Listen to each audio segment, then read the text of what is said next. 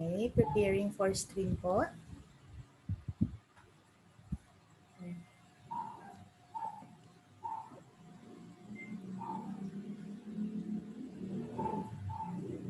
All right, we're live now on Facebook. So, good evening, Mr. M. Hey, good evening, Miss Gladys, and we're back here live at Ielts Filipino Nurses Group. And I think, Miss Gladys, we do have a special viewer for tonight. Yes, Can it you is. tell us who is he? Okay, so he is a lecturer from 9.009er IELTS Review and Tutorial Center. He's a registered nurse with MAN. Well, that speaks a lot. And registered teacher. He's in top 6. So, with his IELTS band score were 9 all throughout the subtest. And then his PTE result was 90 over 90. And he's also a certified OET teacher. So, without further ado, guys, IFNG family would like you to meet Sir Brian Martin Sioson. Hello, guys. Good evening. And I'm still seeing some people joining the Zoom meeting. Thank you so much for having me tonight. We're going to be talking about grammar for IELTS and basically for many other English exams for that matter, just in case you're not taking IELTS. I'm going to be dealing with a lot of different things today. And we're also going to be working on some exercises on grammar, particularly in application to the writing component of the test. So if you're excited for that, I hope that you would be participating in our session today. And if you do have any questions or concerns whatsoever, just send me a message. I'll try to get back to you as soon as I can and answer all of your concerns. All right. While we're waiting for the others, I'm going to probably share with you our online platform where you can actually watch this exact same session. So if you go to your dashboard, especially our students here at 9.09, or if you go to your online dashboard and just go to the unlimited review package, you can watch the entire replay of this video right here. Where is that? Okay, so we have grammar classes. We have the full grammar classes from grammar 1 to 7. I'm not going to talk about all of the aspects of grammar, but I'm going to actually discuss grammar in the context of the writing component for the IELTS. Okay, so just in case you're interested to enroll also at 9.09er, you can check out our website and be able to get access to this online platform. So I'm just gonna go ahead and pin myself or spotlight myself for everyone, right? So I hope everybody can see me now. Okay, so I'm going to also be using this to present my slides. So once again, good evening. I would like to formally introduce myself to you guys, especially to those people who are seeing me for the very first time. My students definitely know me, but a lot of you guys might have just seen me for the first time. Hello, and welcome to this session. First, I'd like to talk about who I am. My name is Brian. I'm one of the communication trainers of 9.09er IELTS Review and Tutorial Center. I'm a TESOL certified IELTS trainer, and I have been working as an IELTS instructor for the past more than 10 years. I'm a licensed professional teacher and also a licensed nurse, and I'm also OET teacher training certified. My scores are band 9.0 overall band score in IELTS and 90 over 90 in PTE. So I'd like to show you my test results just in case you're suspicious about my test results. So I first took the examination in 2010, in which I got an 8.5 in listening, 9 in reading, 9 in writing, an 8.0 in speaking, and 8.5 overall band score. But I just recently took it again in 2019 and got a 9 in listening, reading, speaking, and the overall band score with an 8.5 in the writing component. So in 2 attempts, I have been able to perfect literally all of the components of the IELTS. Here are my PTE results as well, just in case you're interested in taking the PTE as well in the future. I got 90 in listening, reading, speaking, and writing, which are the communicative components, and 90 also in the overall score. But enough about me. Let us talk about you. Let's talk about your requirements. Okay. Most of you will be requiring at least a 7.0 in the IELTS to consider yourself to be a proficient or competent language user. Actually, in the band scales of IELTS, it's not even proficient, it's not even competent, but good. To be a good user of English, you need to get at least a 7.0. And that's what we're talking about right now. What makes you get a 7.0 in the grammar component of your IELTS? Because a lot of people might be wondering, what would be the standard for me to get a good score in the IELTS? Or maybe any other English examination for that matter. What will be the basis of the examiners to award a 7.0 for to a candidate needing to go abroad? Now, the most common misconception is you need perfection, right? Because a lot of people would say, oh, you need to be a flawless candidate. You need to show that your English is absolutely flawless, that you have perfect English, that you don't commit mistakes, that everything is absolutely phenomenal. Is that the standard for you to get a 7 or 8 or even a 9.0? We're going to talk about that right now. Okay, so first, I'd like to talk about your writing examination.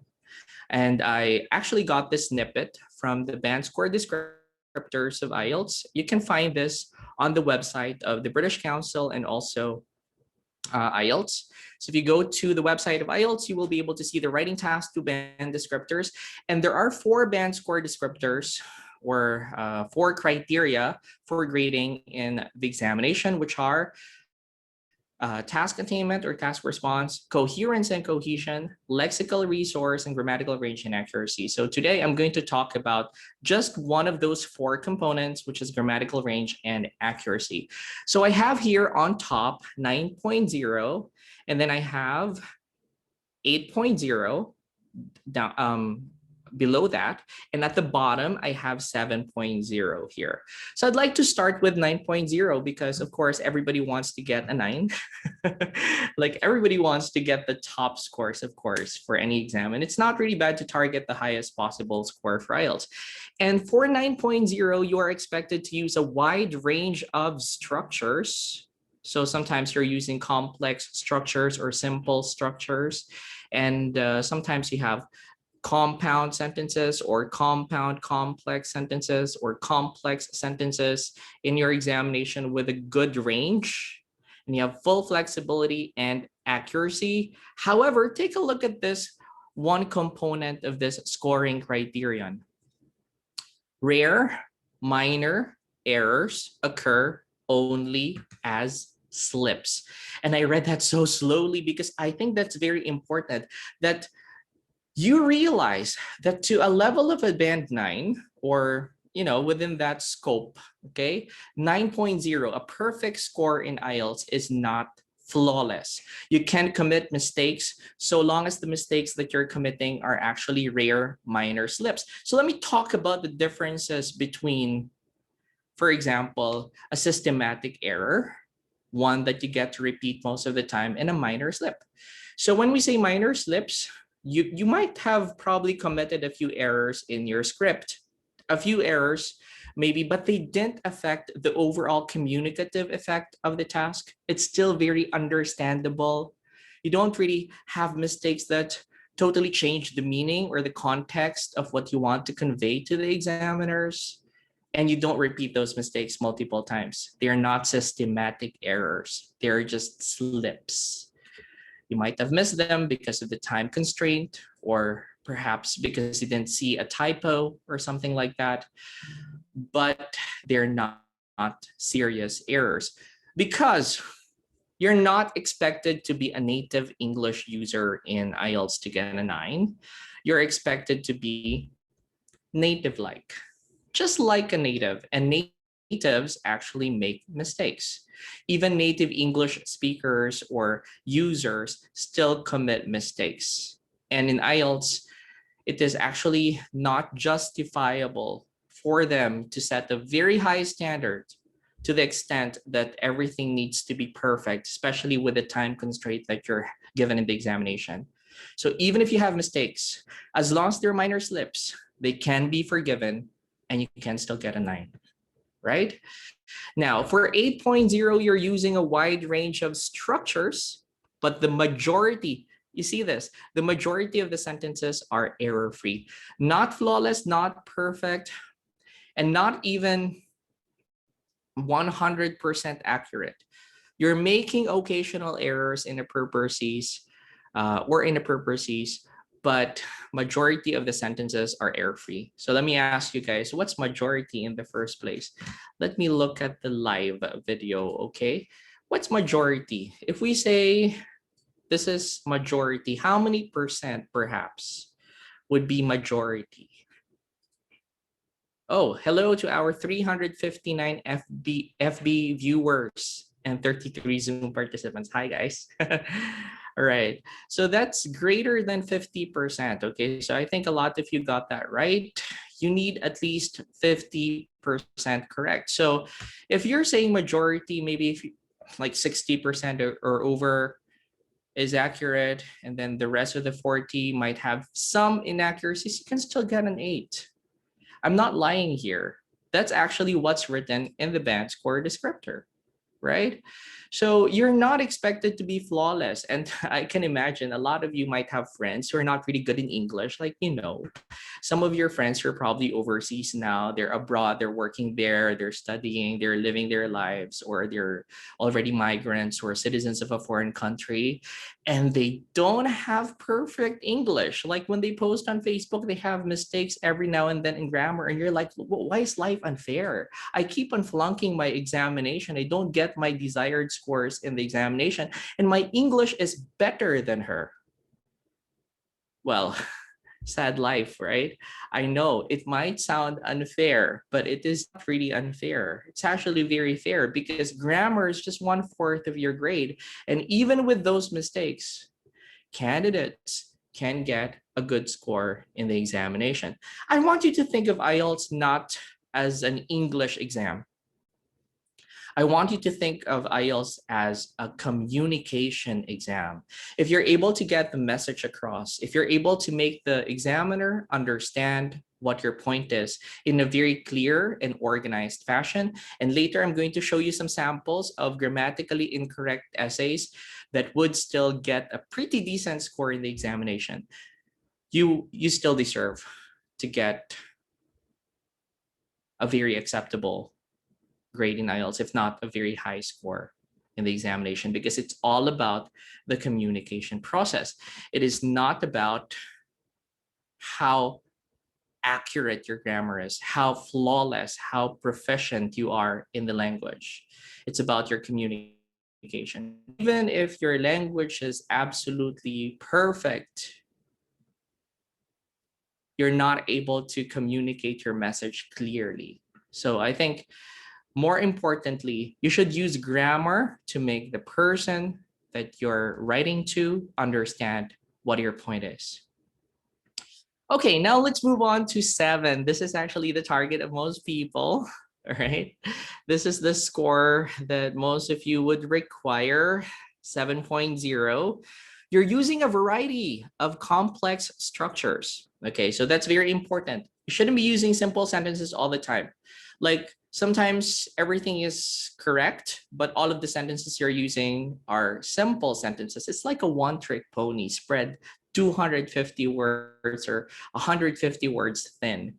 You have every sentence looking the same. You're just replacing the subject and the predicate part. It doesn't really look nice. So you need a little bit of variety. You have to use more complex, more advanced sentence construction patterns. And also, you should produce frequent error-free sentences. Not majority, but at least maybe little under 50% is accurate. You're not committing errors every sentence, perhaps. Like sometimes you have sentences that are very accurate and sometimes you don't. That's okay, as long as you're able to communicate the message. What's important in the examination, and I need to stress this so that everybody understands, is that you're not expected to be perfect. You're expected to have good control of grammar and punctuation, even if you're making a few errors. You're trying to edit out your essays or your letters or your academic reports. You're trying your best not to commit a lot of mistakes. You're controlling those errors from coming out. That effort will be seen by your examiners, and certainly examiners will appreciate you as a candidate if you're doing that. Now, how about for the speaking examination? Let's talk about the speaking band score descriptors. I'd like to talk about this for a bit because a lot of people are also taking the speaking examination and aiming for 7.0.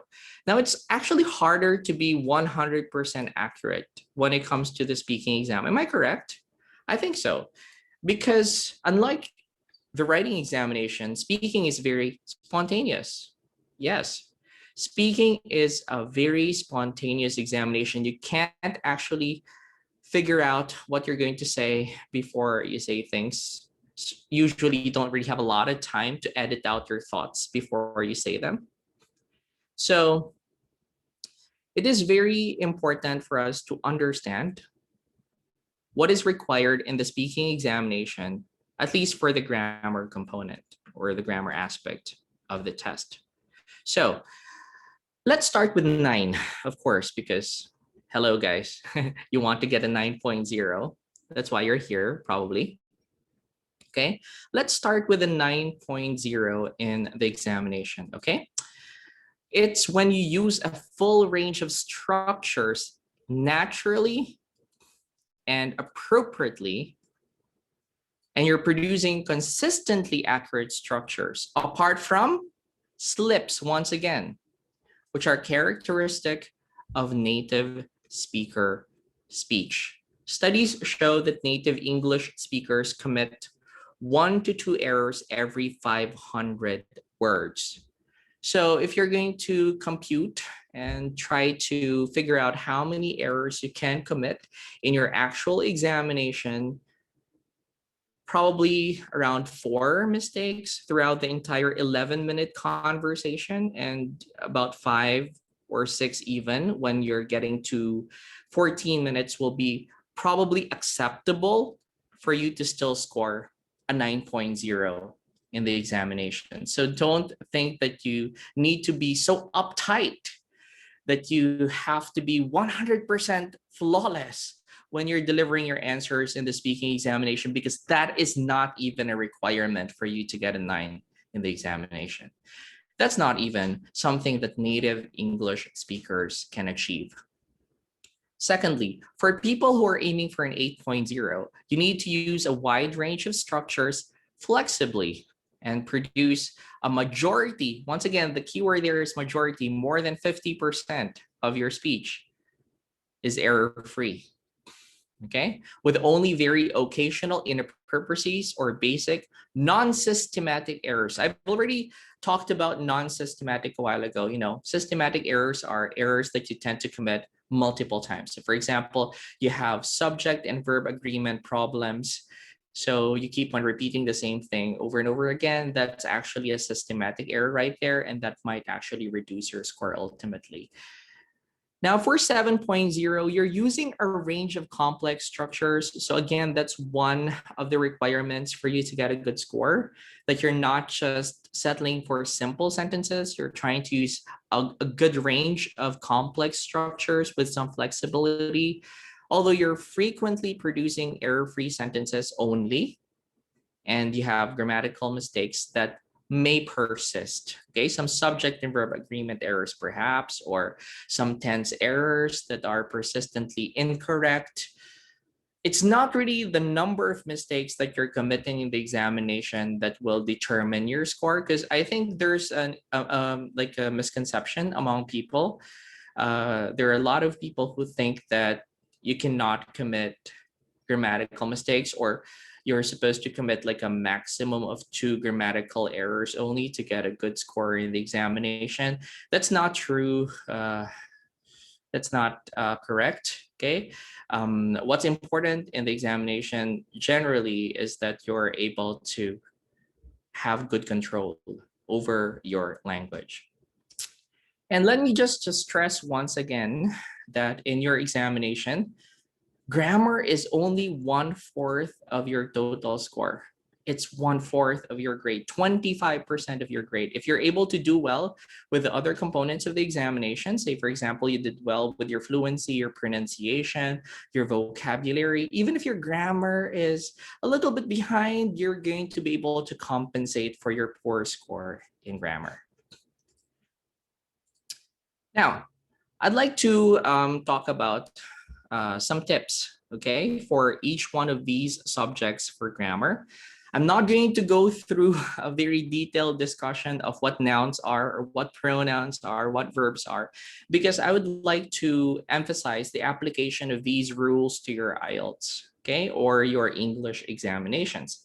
So let's get started with the first one that I have on the list. I hope you have your notebooks with you or notepads. If you're using a computer or a cell phone, you can open your notepad application or your notes application, or you can just get a piece of paper and write down some of the things that I'm going to be sharing with you because these are all very important. And if you have any questions, again, please send me a message. Use the chat box. I'll try to respond to all of your concerns in the best way I can. So let's start with nouns. You know nouns, definitely. Nouns are names of people, objects, events, ideas, places, etc.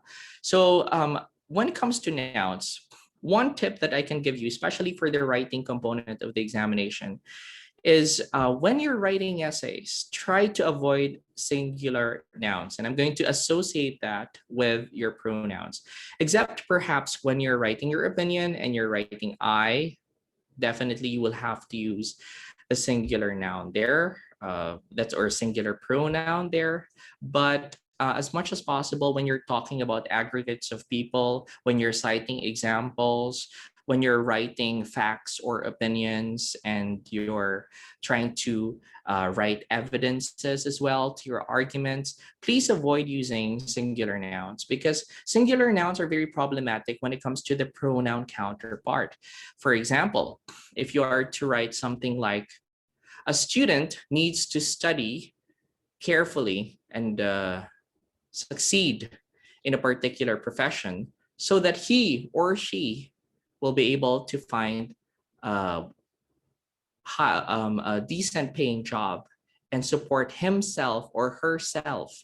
That's going to be very, very complicated. And it's not just complicated, it sounds a little bit off because you tend to use the same himself, herself, him or her, expressions all the time. And it's just not going to look good in your essay if you have a lot of those. So instead of writing a student, perhaps it's better to write students should study hard so that they can land a decent job and be able to support themselves.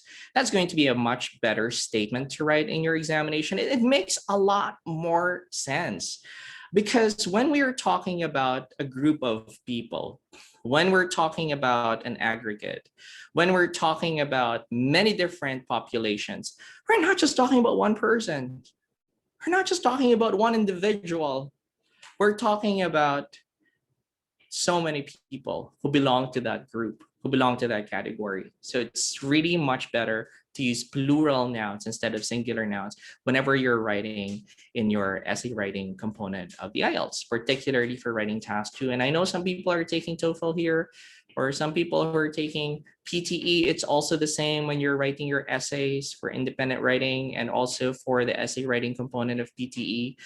It's just the same. Try to make use of plural nouns most of the time.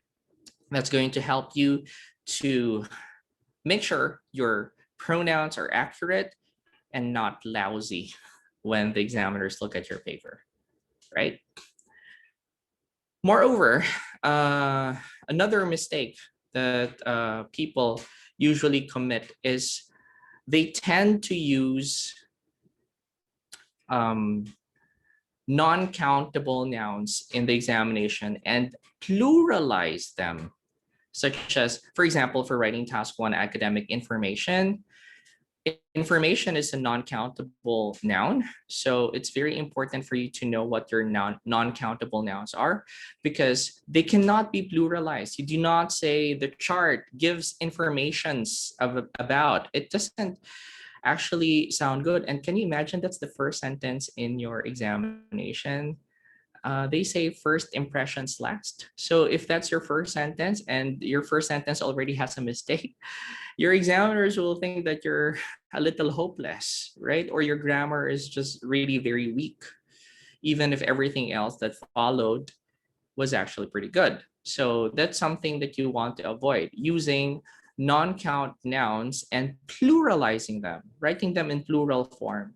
So some examples will be equipment, furniture, or information. Okay. Others might include materials, such as if you're writing leather or rice, okay, or steel. Okay.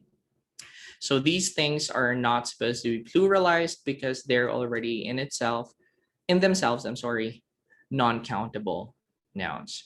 There are plenty of non-countable nouns, and I can't discuss all of them in this class. So perhaps you can actually put a note there and try to research, right? Try to search for non-countable nouns so that if ever you encounter one in the future, you're going to be writing it in the singular form. Okay, so that's for nouns. There are plenty of other aspects of nouns, like, some people might actually talk about abstract nouns versus your concrete nouns, or your collective nouns, or your compound nouns. There's so many different nouns, but I think for IELTS, okay, or for English exams, those two aspects of nouns are very important, right? The rest, you can easily and more accurately use them in your examination without inaccuracies. But when it comes to those aspects that I talked about, these are frequent errors in the examination. Okay, right. Now let's talk about verbs. But before I jump to verbs, let's go ahead and look at the questions, right? So I'd like to check out the questions. Okay, right. Some people, right, are posting questions. Okay, research. Okay, so there's a question about research. Okay, all right. Thank you for that question. Okay, research is also technically singular. You don't say researches. Well, researches is a word. However, it is a verb, right? Not a noun, but a verb. So for example, she researches every day, right? But researches is incorrect. You say research. And if you want to pluralize that, you can use something like research studies, right? To make it more plural, right? So yes, I would have to consider that to be another one of those that you do not pluralize. Okay, it should remain singular, right? Just have to face it. Some words need to remain singular forever. Some of them cannot be pluralized. Okay, now let me check some more questions. Mm, yeah, some are supposed to be singular forever. Uh, they can't be pluralized. Okay, all right. So do you have any other questions? Right. Okay, no more questions for. All right. Okay, so here's a question from Iana. Iana is asking, do you say 2 weeks is or 2 weeks are? Actually, both are correct. It really depends on how you're going to use it. If you're going to consider it to be the quantity or the amount, then you will have to use singular for that. Okay, so yeah. However, if you're going to talk about it as a kind of duration, oh no, or like you're pertaining to it's like the day by day kind of situation, then you will have to use the plural you know verb for it. Now, in most cases, however, you say 2 weeks is an awful a long time or a long wait time. 2 weeks is a long wait time. That's usually how you use it. But give me your sentence. I might be able to help you with that because both are actually correct. Okay, it's quite different from when you're saying kilograms or meat, kilograms, like 2 kilos is more than enough for the week. It's always singular. But for years or for weeks or for months, it can be either way. You just have to know what context you're using it in. Okay. Okay. So we are looking at um, passive construction. Passive, tell about passives with nouns. Are you talking about the passive construction? Passive construction is actually under verbs, my dear. We're gonna talk about verbs later. Which spelling must be used, canceled or canceled? I mean, I'm sorry. Spelling is actually out of my discussion for today, but actually both are correct. Canceled will be the more British way of spelling it. Canceled is American. Labeled with double L is British. Labeled with one L is American. In the alternating them, both will be absolutely correct. Okay. Right.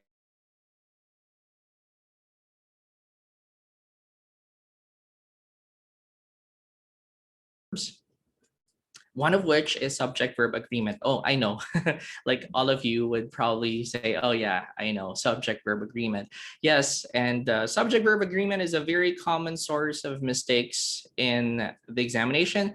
And the problem with subject verb agreement is that it doesn't really change the context, right? It doesn't really change the meaning, but it tends to be a systematic error. Like when I say people here in the Philippines shops a lot, I mean, the message is still there. You still understand, but it's actually wrong grammatically. And it's okay in Ielts. However, the problem is you tend to repeat the same error over and over again, and it becomes a systematic error, and that's why your grade gets a bit lower. So try to avoid subject and verb agreement errors. And when we say subject and verb agreement, if you're using a singular noun, then the verb should also be singular. And if you're using a plural noun, then the verb should also be plural. Of course, there's so many exceptions when it comes to subject verb agreement. Actually, that's the basic rule, but there are more exceptions to the basic rule. So it's very important for you to learn all of those rules. If you want to research on that, that's one of the pointers that I'd like you to remember for your IELTS so that you will not commit a lot of subject verb agreement mistakes. Okay, so for example, you wrote in your writing task 1, the bar graph show. Is that accurate? No, it's not. The bar graph show. It should be the bar graph shows, right? Because the bar graph is singular, so it requires a singular verb, right? Not the plural verb. You will know that the verb is singular if the verb has S, right? So if you put an S in the verb, then it becomes singular. I think that works for almost all verbs, right? Except for M. Even with your linking verbs, when you have is or was or has, ends with an S, right? So all of them are singular. So when you say wants, likes, all of them are singular because they have S at the end, and the plural verbs wouldn't have S at the end. So, in the perfect world where all of the nouns that have S's are plural and all of the nouns that don't have S's are singular, in a perfect world, I'm just, trying to um, make a contention right here. If you have an S in the subject part, you shouldn't have an S also in the verb part. And then if you don't have an S in the noun part or the subject part, then you will have to put an S in the verb part. But that's actually when everything's perfect, because not everything is perfect. Sometimes your nouns can be plural even if they don't have S. And sometimes they can be singular even if they have S, right? For example, politics is not my favorite subject. You don't really say politics are, because politics is singular, but it ends with an S. So, there are some exceptions to the rule. Right. Now, I do have some questions here. Will it be helpful? Here's a question from Aulo. Will it be helpful if we use the way British would spell words? For example, favorite is like using favorite with a U instead of favorite with an O. It it will definitely not help. Like, it will not impress your examiner if you're using a British kind of spelling compared to the American spelling. As long as your spelling is correct, that's all that matters in the exam. I can remember when I took my examination for IELTS, I didn't use anything in the British spelling, but I still got pretty decent scores in the writing component of the test. So I think that shouldn't be a problem right here. American spelling and British spelling are both acceptable in your IELTS. Okay, thank you for that question though. Right, that's actually under nouns and capitalization and spelling. Okay, so secondly, I would like to talk about tenses. Right, so later I'm going to give you some examples of this. Okay, so I'm going to be flashing some examples, and we're going to try and edit together, right? If you're interested to do an exercise with me later, right? So you can apply this in the writing component of the IELTS. Now, when it comes to your tenses, okay, it is very important for you to take note of the time elements, okay, especially for writing task one academic. I assume some of you will be taking the academic examination. Am I correct? Yep. All right. If you're taking the academic examination for IELTS, usually you will be dealing with charts and figures and diagrams. Sometimes you have time elements, for example, the year 2000, 2005, 2010, or a future time element like 2030. Or sometimes you don't have time elements at all. So what tenses are you supposed to apply when you have different types of charts? Okay, as a general rule for everyone here, so listen up, I think you will benefit from hearing this. As a general rule, when you're writing your introduction, because it is always factual, not opinionated, but factual. It's always factual, so it should always follow the simple present tense. Just the simple present tense for your introduction. For writing task one academic, simple present tense. But when you get to the overview part or the specific details part, the body of your writing report, they should follow the tense that is dictated upon by the question. Okay, so if the question is set in the past tense, then you should be using the past tense for your overview and your body. And if it's in the future, then you should be using the future tense. Sometimes you can mix the simple present tense and the simple future tense when you're writing predictions or forecasts. But if there is no time element, so say for example, there is absolutely no year or month or day indicated in your examination, then you can most definitely make use of the simple present tense, right? Just the simple present tense throughout the entire task. Now it gets easier for writing task two, and I don't understand why this is a problem for many people. For writing task two, guys, essay writing,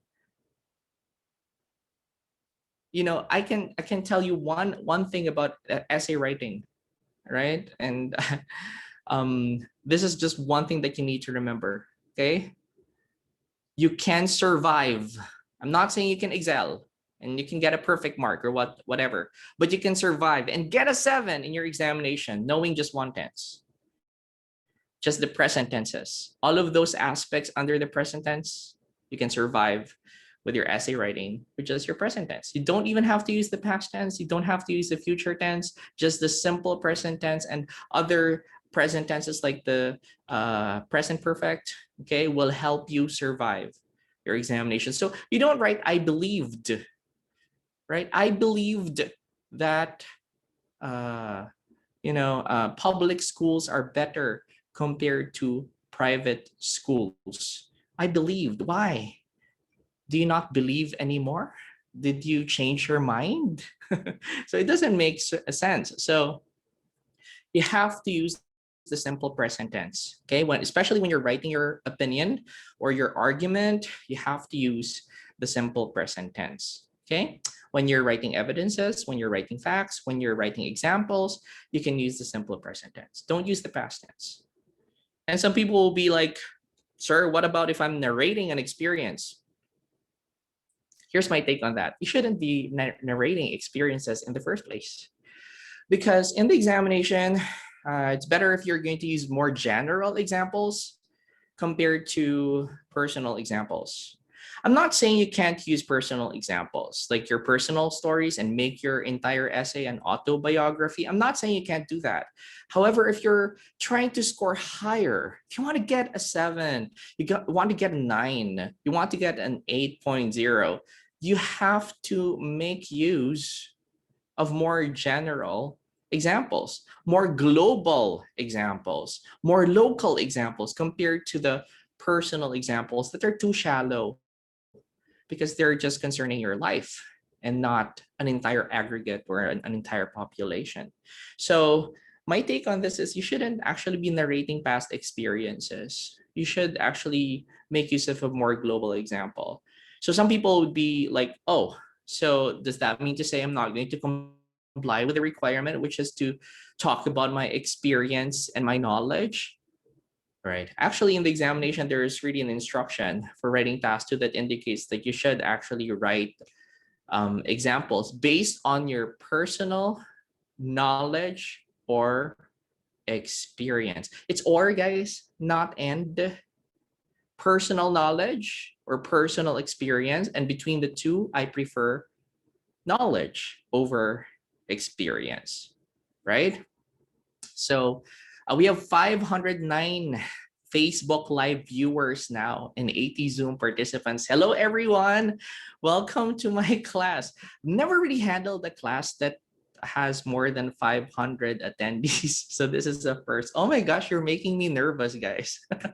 Right. So I hope you learned something from that. And then we're going to talk about one more aspect of verbs that I'd want to emphasize. And you might want to take this down again and do your research for this particular aspect of grammar. We have the active construction and we have the passive construction, right?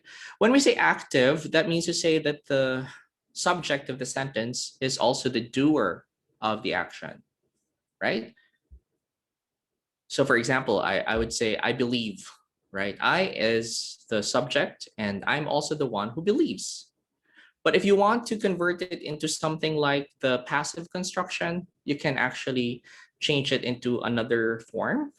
And that's when the subject is not the doer of the action, but sometimes the recipient of the action. Or if you try to invert the sentence, that's also going to be in the passive construction, such as when you say, it is believed, right? Is plus the past participle, it is believed, right? Something like that, okay? Or,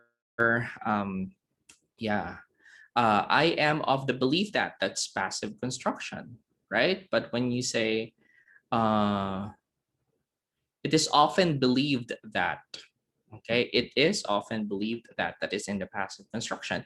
Now, in your examination, most of the time, if you're trying to get the message across, especially when you're writing your topic sentences, here's a good piece of advice. Try to use the active construction, right? Try to use the active construction because it is more straightforward. It's more direct to the point. It gets the message across quite quickly. So it's actually a more effective way of writing topic sentences compared to when you're using your passive construction. Now, if you want to downplay something, you want to try to make it a little bit more diplomatic, you don't want very strong feelings, then you can use the passive construction for that. Okay, right. So that's for verbs. I think that's enough for our discussion for verbs. So I hope that you have taken down some pointers for verbs. And now we're going to jump to my favorite topic out of all of these, modifiers. We have adjectives and adverbs. What are modifiers, guys? And some of you might have heard of collocations before. They are modifiers as well. What are modifiers? We have adjectives, which tend to modify your nouns and anything else that functions like a noun.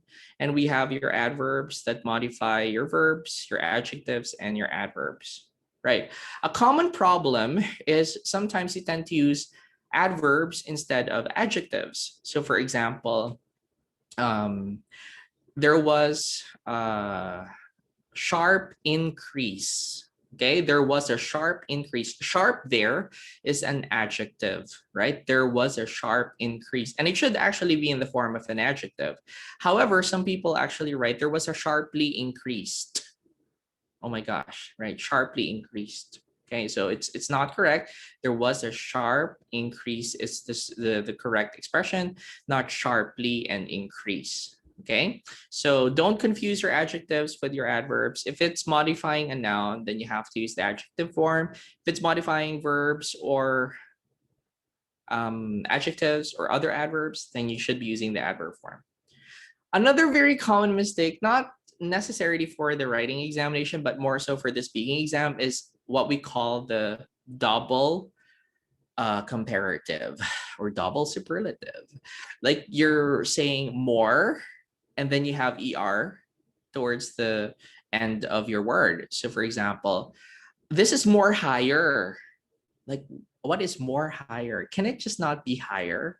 This is more better. Like, you don't say more better. You just say better, right?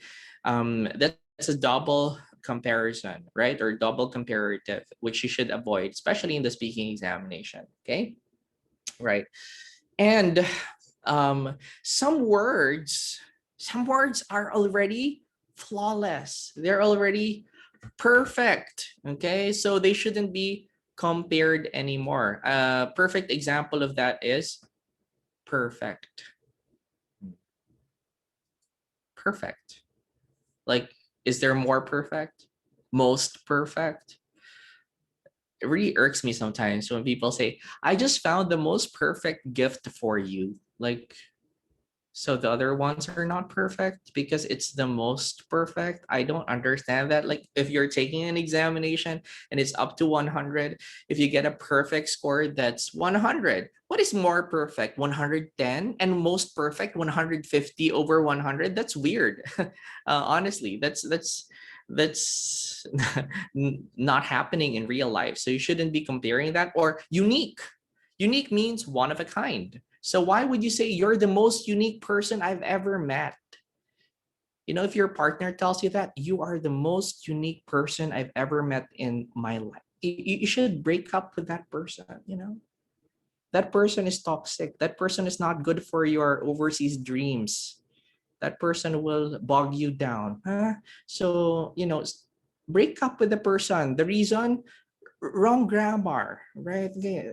Reason for breakup, wrong grammar, because that person said most unique. Okay, so here's a good question, right? Much better is correct. Much is actually an adverb, right? Describing better, right? So it's not a double comparative right there. More perfect is definitely not correct. Okay, so that is a double comparative. Much better is definitely okay. Will passive construction make my writing more academic? Not necessarily, my dear. So just like anything, I think there should be a perfect balance. You should strike that perfect balance between active construction and passive construction. You should use active construction when the situation calls for it, and you should also be using the passive construction when the situation calls for it, when it is appropriately used. Shouldn't use everything, like all of your sentences shouldn't be passive in construction just to make it sound as if it is very academic, because it will sound very contrived. That's not natural, right? In natural language, there's a variety. Sometimes it's, passive, sometimes it's active. Okay, so a good mix perhaps will help you to get a better score in the test. Okay, way better is probably something that you can use for speaking. I wouldn't suggest that for writing. That's a little informal, my dear. Right, so I would suggest it for speaking if you want to be a little bit conversational, perky, and a little bit informal. But when you're writing in IELTS, you wouldn't want to use that because that's a little informal, right? Okay, so thank you for your questions. I'm seeing a lot of people. We have over 500 attendees now. Oh my goodness, right? There's so many of you, right? So I hope you're learning, right? That's the most important thing. We came here to learn, right? So now modifiers are very important, okay? Because modifiers add life, color, and vitality to your language. Can you imagine a world without adjectives or adverbs? It will be very boring, right? And although I'm going to talk about this in the vocabulary section of our discussion, which is going to be in a few weeks, okay, time. Uh, Collocations, okay, particularly your adjective noun combinations, will help you to get as much as a 9.0 in the exam. Forget about your idiomatic expressions. You don't need them in your examination. If you want to get a 9.0, I need to be very honest with you. You can get a 9.0 if your language is very natural. And what makes it natural? If it's not memorized, if it's not contrived, if it's not fake, right? And collocations cannot be memorized. They are learned through assimilation, through exposure. So when we have, for example, the word rain, would you say heavy rain or would you say hard rain? Oh my gosh, it's raining so hard, or it's raining so heavily. Which one goes well with rain? Let me know what your answers are. Would you say heavy or would you say hard? It's raining so hard. Yeah, most people are saying heavy. Of course, heavy. Where did you learn that? Did you memorize that from a book? No. But one time you were able to hear the news report, particularly the weather news, and you heard heavy rain showers expected this afternoon. And it just clicked. It got connected. And that assimilation got learned. So that's the best evidence of proficiency in your examination. What does your 9.0 in vocabulary tell you? That you have sophisticated, listen to me, sophisticated control. Let me repeat that. Sophisticated control of lexical features. Is that sophistication? No, right? It's not sophistication. It's sophisticated control. I would like to use this analogy, like in a singing contest. Sometimes you see someone who's extremely, massively talented. You know that that person can actually reach very high notes, but because the song did not call for it, that person had sophisticated control, held back because that's what's important and what's going to highlight the features of the song. Just the same in IELTS. If it's overcrowded with a lot of idiomatic expressions, with a lot of words that are memorized, that are scripted, you don't get a good score because there's no sophistication. You did not control yourself. You just let everything out, everything that you've memorized, everything that you've prepared for years, you placed on a single task. That's not something that the examiners will appreciate. It's an eyesore to the examiners. But if you have very good collocations, right? When you're writing task 1, you wrote something like this. There was a sharp increase followed by a sudden drop in figures. In the succeeding 5 years, a steady pattern was observed, right? Something like that. And the figures reached a peak of 8.7% in the year 2005, which is over double the figure recorded in the first year. sounds really very natural. It sounds good. And you're able to demonstrate the full extent of your language ability without overdoing things. So love your adjectives and your your adverbs. Love them. They're the ones that you can rely on if you want really high scores in the exam, top scores. Oh, quick trivia. I got a 9.0 in my Ielts writing examination. Not a lot of people can claim that, but I got a 9.0 in writing, particularly for the academic examination, without making use of, please listen to me, without making use of a single idiomatic expression. That's for writing task 1 and for writing task 2. I got a band 9 in the exam without ever using an idiomatic expression. And an 8.5 in my general training module without using an idiomatic expression, not once in the writing examination. So trust me when I say your collocations will help you achieve top scores, not your idioms, not the things that you memorize, not the things you prepare, because IELTS is not looking for like a totally made up candidate. IELTS is not looking for an overly prepared candidate. IELTS is not looking for a fake candidate. IELTS is looking for someone who is natural. So here's a comment from Miguel. Rain occurs because water is heavy that is being carried by the clouds. That makes sense, right? Although sometimes, sometimes there are instances when logic is not in conformity with the correct usage. So for example, when I say there's a tear in my eye, there's a tear in my eye. Would you say there's a tear on my eye? I mean, if you're going to logically think about it, the tear is on the surface of the eyes, right? I'm going to talk about that when we get to prepositions. There's a tear on the surface of the eye, so it's just touching the surface. But no, the tear's in the eye. According to English, that's the correct usage. There's a tear in my eye, not a tear on my eye. Not a tear to my eye, but a tear in my eye. And it doesn't make sense. It's logically incorrect, but it is actually what is grammatically correct according to what's dictated upon by English speakers. So sometimes you have to get acquainted with what is correct and what is not. Now, if you want to get to learn your collocations correctly, you can visit websites where you can find collocations. In class, usually I discuss plenty of different websites, although I can't discuss them right now.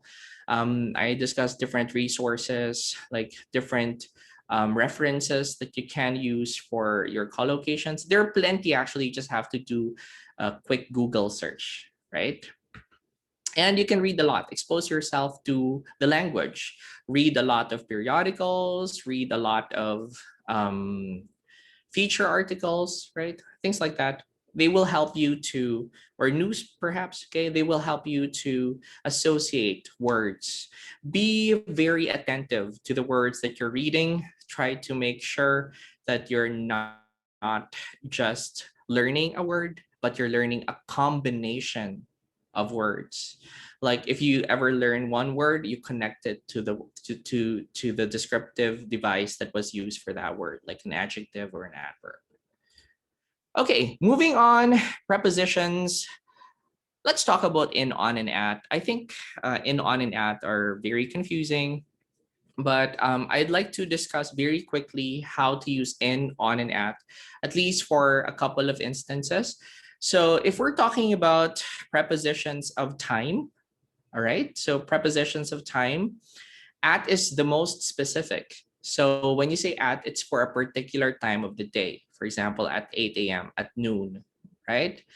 At 6 p.m., right? So if you have a particular time of the day, then you use at. You can also use at for holiday periods. So for example, at Christmas. Although that's not commonly used because we tend to use on Christmas Day, right? So for holiday periods, you can also use at. Now, on is used when there is a particular day, okay? So listen up. When there is a day, it doesn't matter if it's just Monday or Tuesday or it's the 30th of March. or just the 30th. As long as you have days in your expression, you have to use the word on. So for everything else, you can use in. In is actually pretty safe. You can use it for seasons. You can use it for centuries. You can use it for decades. You can use it for years, for months, as long as you don't have days. All right. Can you suggest a website for collocations? Just recently, I have like a website that I usually go to, which is ozdic.com. However, it has recently been taken down. So I would probably suggest free collocations dictionary or free collocation dictionary. I'm not very sure, but you can actually go search it from Google, and yeah, it's there, right? Because the other website, which I like so much, has been taken down. All right. But if you really want to have a physical copy of the Oxford Collocations Dictionary, it is going to be immensely helpful in your preparation for the exam. So if you can get a digital or a hard copy of the Oxford's Collocations Dictionary, that's the best dictionary that you can actually have. Enough with the thesaurus or your typical dictionary. I think that's more important than any other material. Like the Oxford's Collocations Dictionary is like the best dictionary you'd ever have. Gives you the word combinations, gives you the correct verbs to use, just in case you're at a loss for words, you can figure out which word to use from that dictionary. So that's a very useful resource. Thank you for asking that question. All right, so John Ray is asking, can we mention a saying of a known person in this essay, or is it applicable to mention during the speaking examination? Well, I think, honestly, that sayings shouldn't be used for both writing and for speaking, because you're not being assessed as to whether you know a lot of quotations. You're not being assessed as to whether you have a lot of memorized verses. You're being assessed based on the organic language you can produce. Examiners shut off the moment they see a quotation in your writing, because if you have something like that, they instantly tag that particular line as a memorized script. Don't you know you get deductions for that? You do. There is a memorized penalty in your examination. That's not even a part of your word count. Yeah. Be careful with quotations. Now, I'm not saying you cannot be inspired by a quotation or a song, perhaps. I'm not saying you can't. What you want to do is to own that quotation by paraphrasing it, using your own words, using different words to mean the same thing. That's going to help you to elevate your score without having to copy someone, right? So quotations, sayings, biblical passages, cliches, examiners don't like to see them. Motherhood statements even. Examiners don't want to hear them or to see them. They want something organic, right? So let's move on to places, prepositions of places, right? So if you're talking about places, we have at, on, and in. Once again, at is for the most specific location. So for example, you have a specific address. Take note, those who are taking the general training module, if you're going to be putting a specific address or something, you can use the word at, okay? If you're talking about the street, you can use on.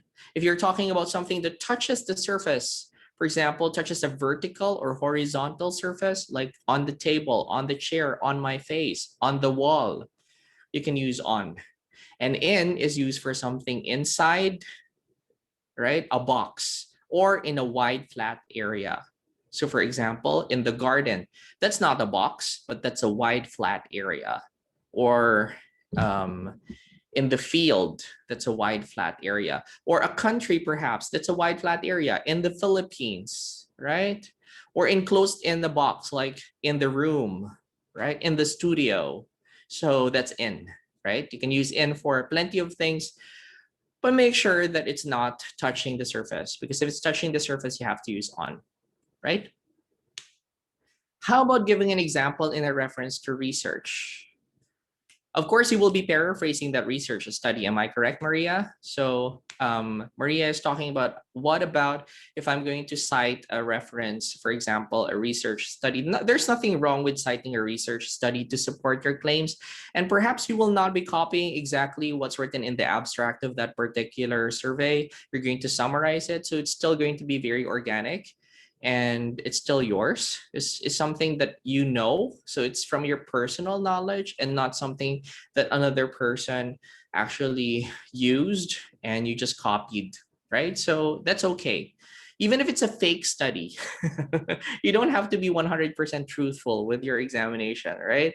It's not a test of honesty, it's a test of English and your communication skills, right? Okay, what about on behalf and in behalf? Oh, that's a very interesting question. We have a couple of expressions that are both correct here, on behalf and in behalf. On behalf is actually when you're functioning in place of another person. So for example, when you're writing your authorization letters, right, on behalf of the manager of the company, I would like to blah, blah, blah. That's correct when you're acting as a representative.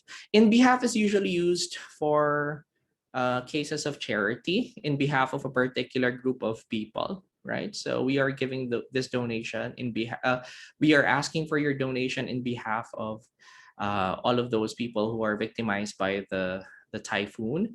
I think on average, on behalf is mostly more commonly used compared to in behalf, because most of the time you're writing that when you want to represent somebody, especially when you're writing an authorization letter, perhaps, right? So on behalf, based on instead of based in, based on.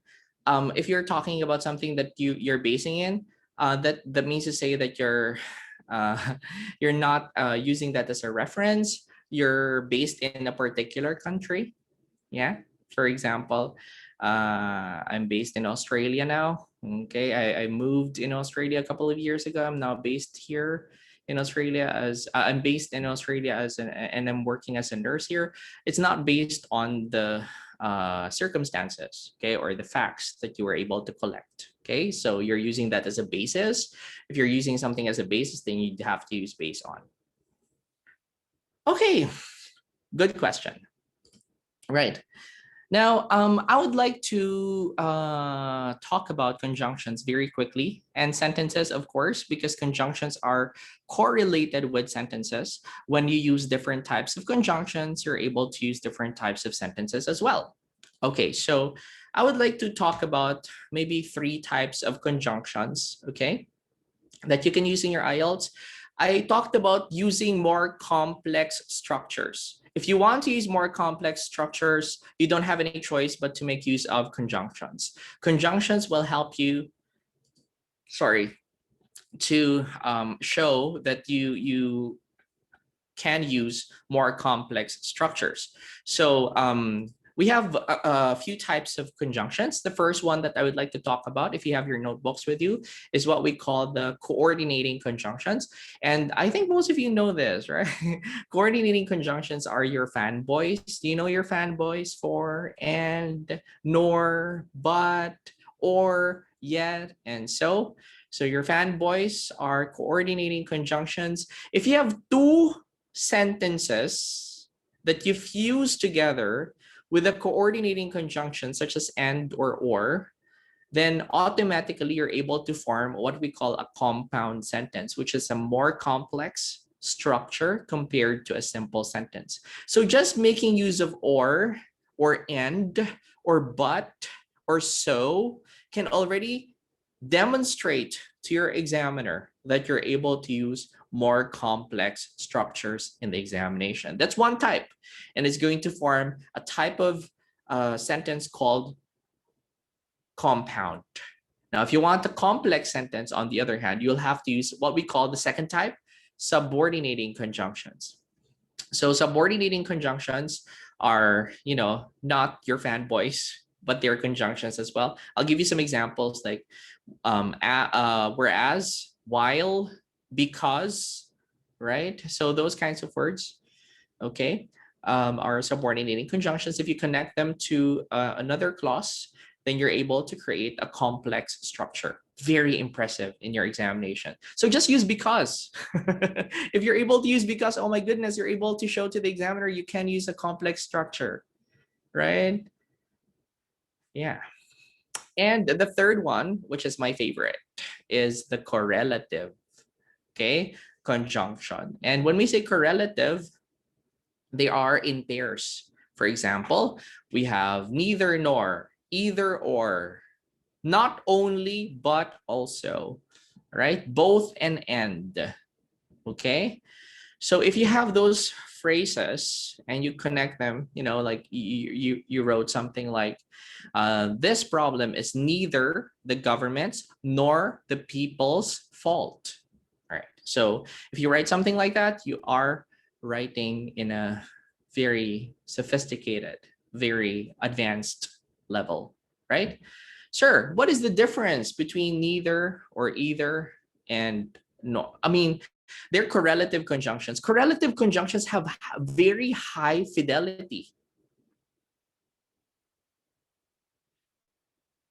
They have very high fidelity.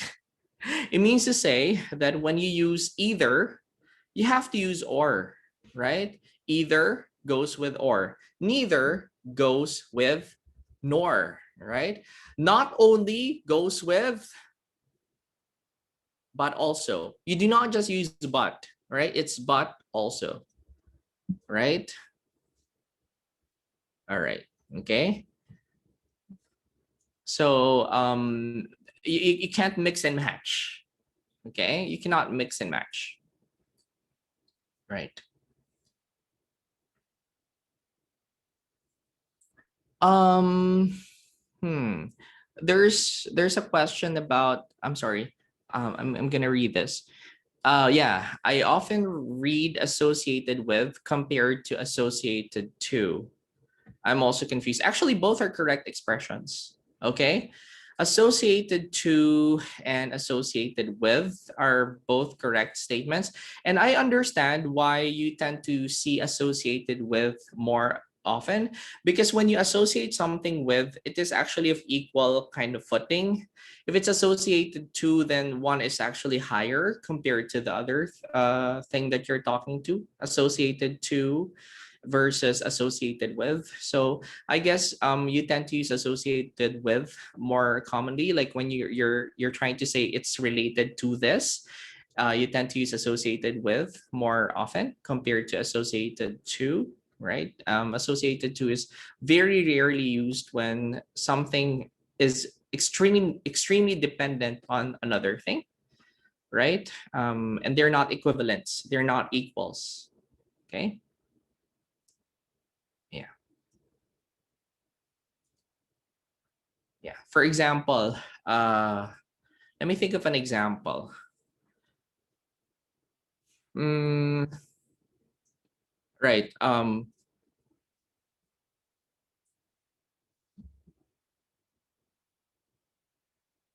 All right. Oftentimes, okay, oftentimes, your IELTS score is associated with your language ability. Okay, so they're equal. Your score in IELTS and your language ability, and they're kind of like the same level. Whereas if you use associated to, you can probably connect that with something higher. Okay, right. So for example, um, most my test performance is often associated. No, my test performance is associated to my genetics, right? So you're attributing something to a higher level, which is like your genetics, like your genetic makeup, like your inheritance, and your exam, like they're not the same, right? Within the same level. So that's kind of rare. It's really rare to use that. I think associated with is more commonly used. Okay. I think that's actually an issue with vocabulary, like phrasal verbs. Okay. Now let us move on to the next question. When do you use either or neither nor? Well, we you use either or if you are talking about either one of the two being the subject. Neither would mean to say none of them being the subject. The other two is the subject. Okay, so for example, either the government or the private sector needs to do something about this problem. So any one of the two can actually take action. But when you say neither the government nor the people know what to do, if that's the case, then none of them, right? None of the two, not the government, not the people, would know what to do. Relative to, I'm not really sure if it's something that I hear a lot of times. I'm not quite certain if it's very common. In relation to is actually a bit more common, although wordy, right? In relation to, relative to, I'm not really sure if it's commonly used. Related to, with regard to, right? In relation to, they're almost synonymous. Okay. Now, I have already talked about your conjunctions, and corollary to that, I have also indicated some tips on how you can make your sentences a little bit more complex. Now, let's put things in to practice, okay, by means of working on an exercise. Okay, so I'm going to just very, very quickly share my screen with you, right? So let me see if we can do this together. Okay, I would have to do a bit of an explanation first before uh, I get to the discussion. Okay, all right. So I hope everyone's seeing my screen right now. Let me check Facebook. Just give me a moment.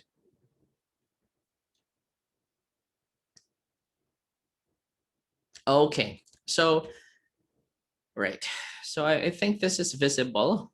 Okay, so let's try to see. Okay, I have here a writing task 2 question for general training and academic, and I have here an essay, right? An entire essay. It's actually pretty lengthy, right? An entire essay, and this essay contains a lot of errors. So I'm going to ask you to participate and tell me what those errors are.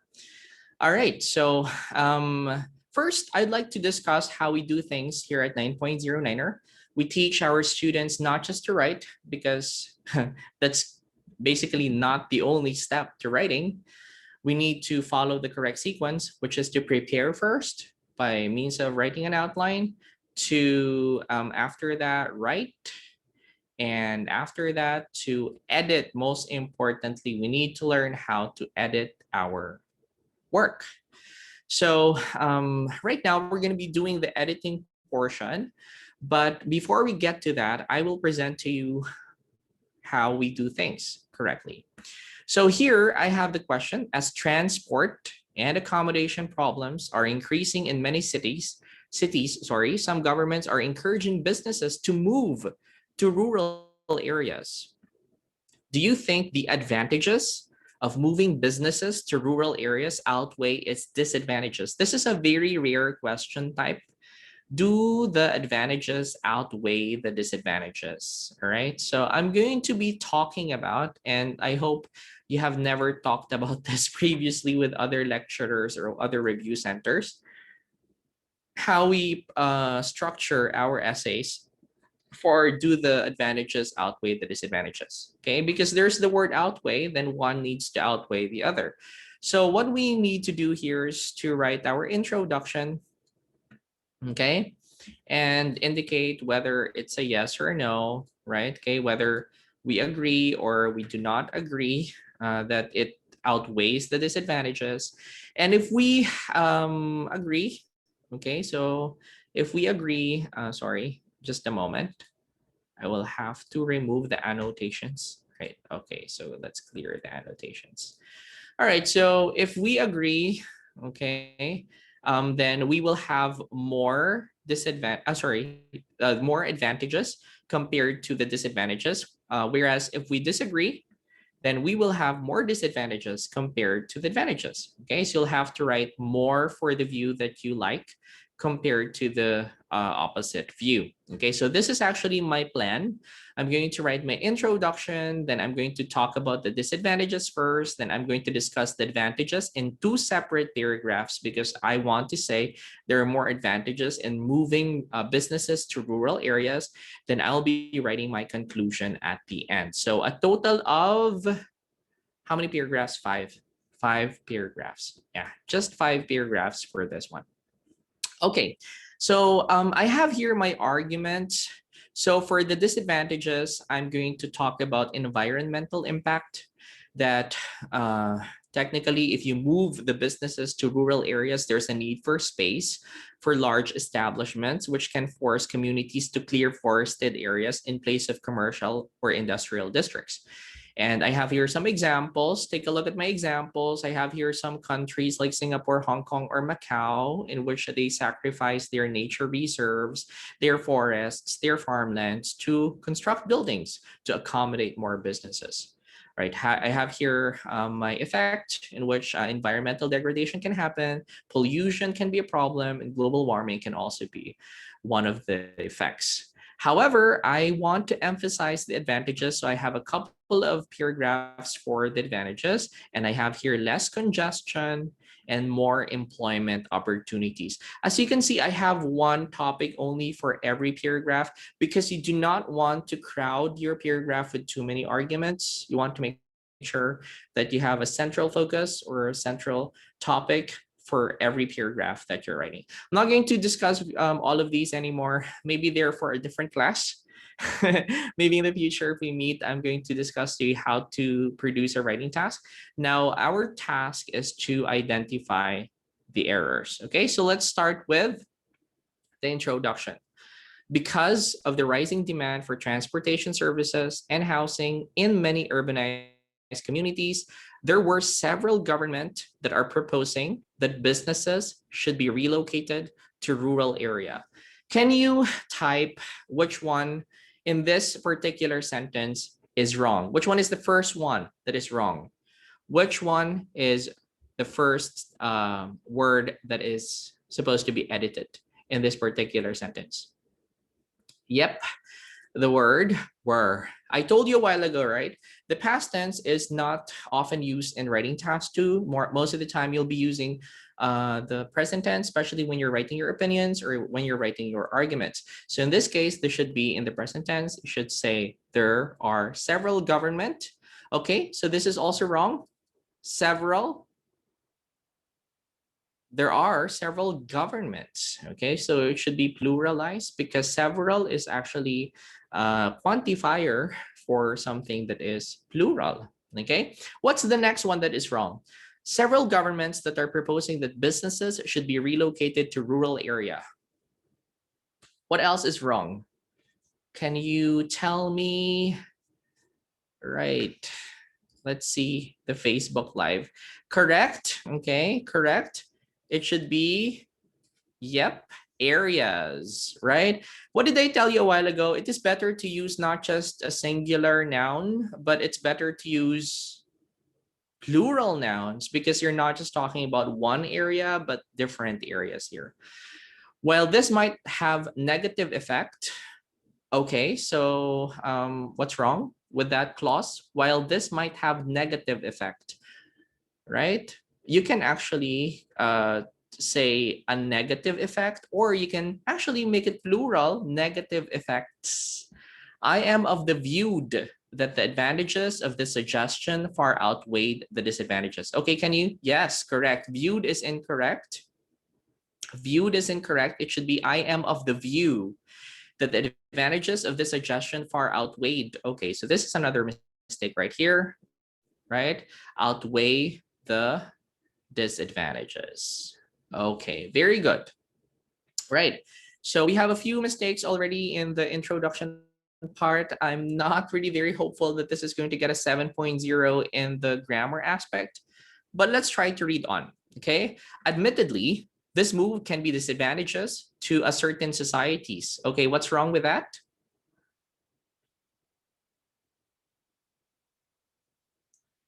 Yes, to a certain society, or you can actually remove the article, certain societies, okay, right? For the reason that it can have an environmental impact to rural areas. I think that is pretty accurate. As there is a needs for space to accommodating new establishments. Okay, so can you give me what's wrong there? As there is a needs for space for, yeah, the first one is needs. It should be need only. All right. For space to accommodating. How do we form the infinitive format? It should be to accommodate only. New establishments in suburbs or agricultural regions. I think that's pretty accurate. Local governments might be forced to cleared forested areas in place of commercial and industrial districts. Okay, can you tell me what's wrong here? Local governments might be forced to cleared. Okay.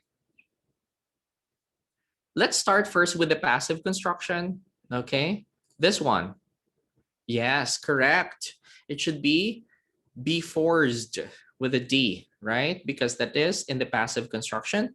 To cleared. Okay, this is again another mistake. I think this person has a consistent mistake in the usage of infinitives to accommodating, to cleared. Okay, so to clear forested areas in place of commercial and industrial districts. I think most of these are correct. Okay, so this was, for example, the case. So what's next? Okay, this was, for example, the case in several countries. What's wrong there?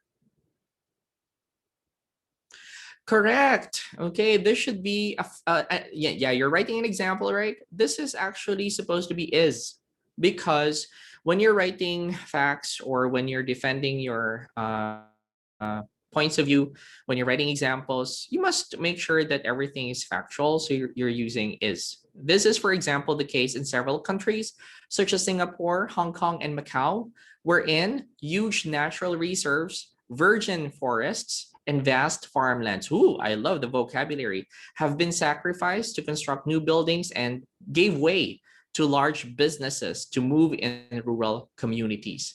Okay, I have one concern here though, before I move on to the next one, or the next mistake. I am not a staunch believer that we're in is a very good relative clause to use. So to be more professional, I would want you to use in which. Okay, guys, did you listen to that? In which instead of we're in, right? That sounds a little bit more academic. In which huge natural reserves, virgin forests, and vast farmlands have been sacrificed. What's wrong here in this particular part? And gave way to large businesses to move in rural communities. All right, so it should not be gave way, but give way. This is a tense error. And what else is wrong? Move in, rural, move in, or move to give way to large businesses to move to rural communities, right? Not move in.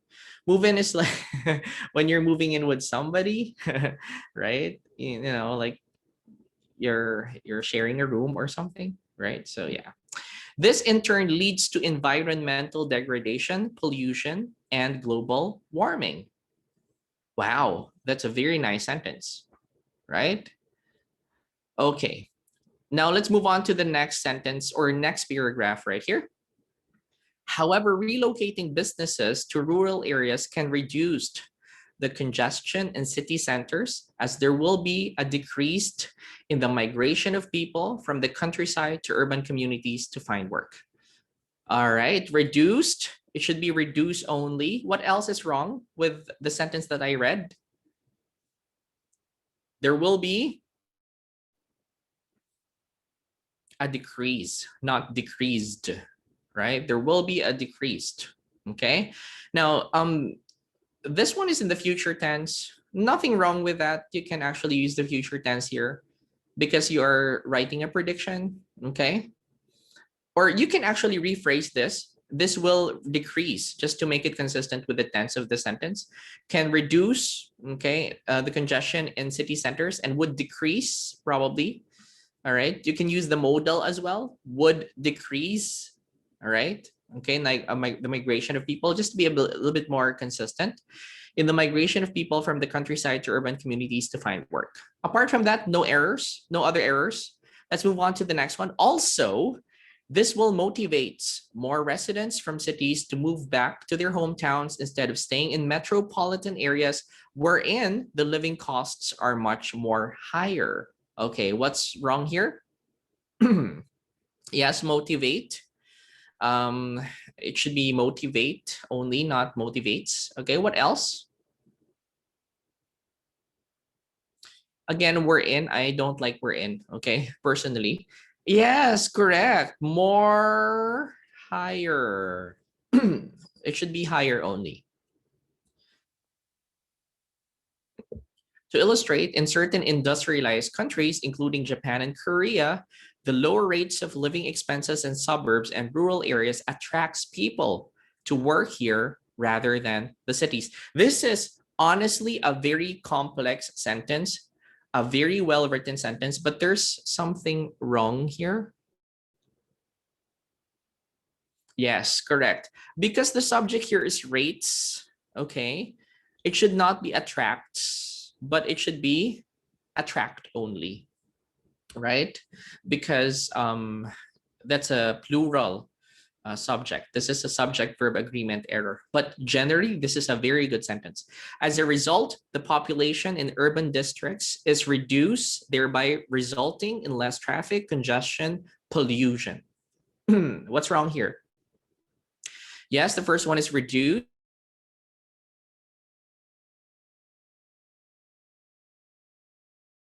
Here.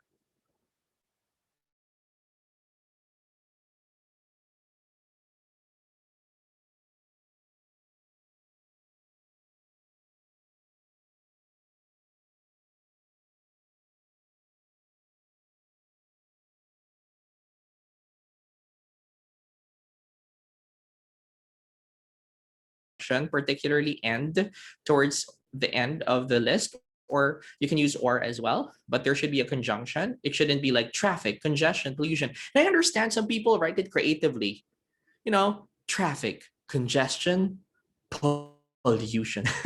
There's an impact, but in IELTS, accuracy is being assessed, so you have to put and there or. All right. Let's move on. Finally, more employment opportunities will open up for rural dwellers if this move were to be made. Clearly, right. So more employment opportunities will open up for rural dwellers if this move were to be made. What is wrong there? Yeah. So this move, were, it's in the past tense, right? This is actually the first conditional, and the first conditional should have a present simple condition and a simple future action, right? So move is dapat to, no? Is to be made.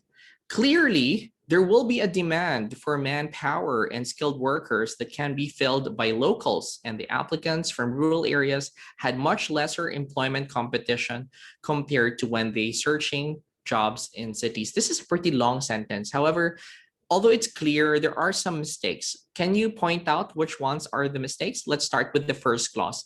There will be a demand for manpower and skilled workers that can be filled by locals. Okay, that's good. And the applicants from rural areas had much lesser employment competition. So if you want to really put it in the future expression, this one is actually wrong, right? So will have, and then much lesser. Do you use lesser or less only here? What would you say? Less employment competition or lesser employment competition? Yes, it's just less, my dear. Yes, less employment competition compared to when they searching. I think this is just a typo. So you have to be very careful, especially when you're taking the computer delivered examination. Perhaps the person wanted to say they are searching for jobs, or when searching jobs in cities, or he wanted to paraphrase it and something went wrong, I think this is inappropriate compared to when searching jobs in the cities, or compared to when they are searching jobs in cities. This needs to be rephrased, this part right here. Yeah, they are searching for, right, jobs in cities. There's something wrong here. It might have not been properly edited. So careful when you're taking the computer delivered examination, because this problem can actually beset you in the actual test. In particular, factories, business process outsourcing companies, information technology firms, and smaller businesses. I I revealed the answer. It's businesses. Yeah, will thrive. Sorry, you're supposed to be the one to find that out. Right? Will thrive in these areas, leading to more greater employment rate and more incomes for the people in local government. Yes, what's wrong there? Can you pinpoint? Right? Of course, more greater is not correct. I think this is also a typo, because it could be more employment rates, or greater employment rate. And it's just like the person kind of changed up the noun here and used rate. So greater was used here, but the person did not delete more. So careful. When you edit the part of a sentence, you have to read the entire sentence over, because some parts might not have been edited correctly. More incomes. Yes, correct. Okay, incomes. Okay, so you just say more income for the people in local government. In conclusion, while there are drawbacks related to the relocation of businesses to rural areas, I believed that these is largely positive for many communities. Okay, so believed, again, it should not be in the past tense. And what else is wrong?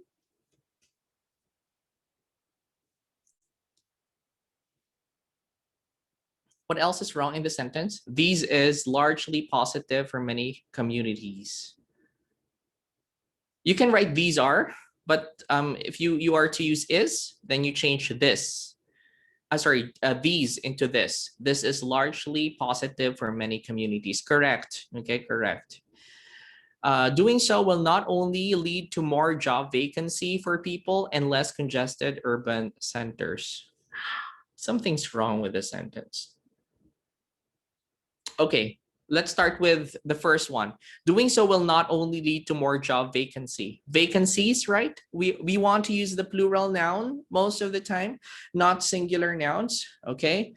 For people and less congested urban centers. Now, this is the problem right here. What is this correlative conjunction that was used? Not only. What is the partner of not only, guys? Is it and? What is the partner of not only? Correct, but also. Correct, but also. So this one is incorrect. It should be doing so will not only lead to more job vacancies for people, but also less congested urban centers. There you go. Did you get most of the errors in here? Did you reflect, and were you able to get most of them right? Let me know. At least 70% of the errors, were you able to correct them? If so, then I don't think you have a problem with grammar at all. I don't think you have a problem with grammar at all. Yeah. I don't really think that you're going to get a low score in grammar at all. So I hope that this builds your confidence that if you're able to identify most of those errors, you're capable of getting a pretty decent score in your examination. Why are you feeling that you are not enough?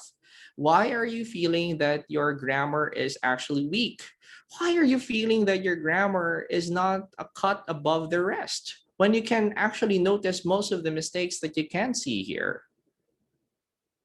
You should actually feel confident that you're able to identify those errors. But most importantly, why did I give you this exercise? And why did I particularly select this sample right here? This is because, look at this entire thing. Did you read the entire thing? There are plenty of grammatical mistakes. That is a fact. There are plenty of grammatical mistakes. That's a given. But did you understand the message? Was the person able to answer the question? I have a few questions for you. Was the person able to answer the question? Was the person able to provide a clear and consistent position throughout? Was the person able to write an organized essay, writing separate paragraphs for each one of the topics? Was the person able to use a wide range of vocabulary from forested areas to commercial and industrial districts to virgin forests to huge natural reserves and vast farmlands? We don't have idiomatic expressions here, but did this person make use of a wide range of vocabulary? What is the problem? Grammar. Grammar alone is the problem in this particular essay that you're seeing right here. Grammar and grammar only. So do you think this person deserves to get a good score still? If this person meets all of the other band score criteria? I think yes. And this is what's happening to plenty of your friends. They're not good at English. You feel they don't deserve to be overseas. You feel that they don't have a chance at life, but they pass their examinations with flying colors, and everyone is in complete shock and disbelief. This is because grammar alone is not going to determine your chances of passing the examination. There's so many other components that you're being graded on. Your response, your vocabulary, your organization, particularly your coherence and cohesion, and grammar is just one slice, 1/4 of that. If the person gets an 8 or a 9 for task attainment, an 8 or a 9 for coherence, an 8 or a 9 for vocabulary, and grammar is at band 6, what holds this person back from getting an 8 in the exam? What holds this person back from getting a 7.5 or a 7.0? You might find some people totally unbelievable, right? Uncanny because they got good scores in the test amid their very poor grammar skills. But that's how IELTS works. It's not a test of grammar. If it's just a test of grammar, then you're going to be given a piece of paper. You just have to select from A to C or A to D, the correct verb, the correct adjective, the correct noun to use in the sentence, the correct pronoun, and you pass your paper, you get the score for that. That's not IELTS. IELTS is a language and communication exam. So if that person with wrong grammar is able to communicate better than a person with perfect English with so many convoluted sentences, that person will still get a better score. If that person is able to organize his or her thoughts better than a person who speaks and uses very good grammar but has everything all over the place, that person is going to get a better score. So if there's any takeaway from this class, grammar is not the only determinant to your success. It's just one component that can lift your grade, but you can compensate for that one aspect that you cannot perfect. And you're not even required to be perfect. It's not a requirement in IELTS. You're just supposed to have relatively good control. And what I have seen here is that most of you have been able to demonstrate that good control. So congratulations, everyone who attended this class today. If you joined me and you were able to check most of those mistakes, that's very uplifting. That gives you so much confidence, knowing that you're able to recognize those mistakes and correct them. You're far better than most other people, and you're cut above the rest. It's just that you don't realize it because you're focused on grammar alone. You're focused on perfecting everything when nobody is perfect in this world. And that comes from someone who got a perfect score in the IELTS writing component. So that's very telling, right? So that pretty much wraps up my lecture for today. I hope that that has been very helpful. If you have any questions, please drop me a line and I'll try to respond to all of your concerns in the best way I can, right? You see, it's not all about grammar, right? It's not all about your skill and dexterity and perfecting grammar. There's so much to IELTS than grammar alone, okay? is part one already done. I think this is my only subject for this session. We might have future sessions. Am I correct, admin? We might have future sessions and different Yes. topics for for our We're upcoming looking lessons. We forward do for it. have like we have so much to learn. So we'll have future sessions. It's probably for another subject. Thank you. All right. Thank you. Thank you. All right, Yes. so I'm seeing a lot of thanks. All right, thank you so much, guys, for joining me. All of the people who attended my class today, we still have over 300 Facebook participants. Thank you for this opportunity, IFNG as well. And if you do not have any more questions or concerns, then you can exit perhaps. And let's see if IFNG admin would have anything else to say. Admin, Yeah. hello. So, Yeah. hi, Sir Brian. Hello, So, hello. you're Hi. really a sweetheart for our foreign students. Thank you so much. They're complimenting you. Okay. Oh, So, Sir Jeff. yeah. Hi. Good evening in the Philippines and almost evening here in Abu Dhabi. So yeah, I would like to we would like to say thank you to Sir Brian. So if you don't have question, but if you want their service, you can just only Google or search them on Facebook, or you can ask us again because in order for you to check your writings, you need an expert, and I think Sir Brian got it all. Yes, he has a Um, perfect score in IELTS. yeah, So, and yes, guys, before we end this, thank you so much to our members who attended the class, and plus all the 10,000 likers, because we already have 10,000 likes on Facebook and yes, Sir 11K That's Brian. shocking. You followers. you are a record Super break here. shocking. Yes. Yeah. Okay. Thank you Thank so you for much. coming, Sir Right. Brian. Thank Thank you you, Sir for Brian. coming. This is our first time to Thank you, hear you. everyone. Sir Right. So, Irvin, thank you. Sir Irvin, thank you very much for letting Sir Brian to share his expertise with regard to grammar Thank you so much, lesson. Sir Brian. So, thank you, Okay, yeah. everyone. Sharing So, I think the that's wrap lesson. everything. So, good All right. night and God Good bless night, from the everyone. Philippines. Take Bye. care. Bye.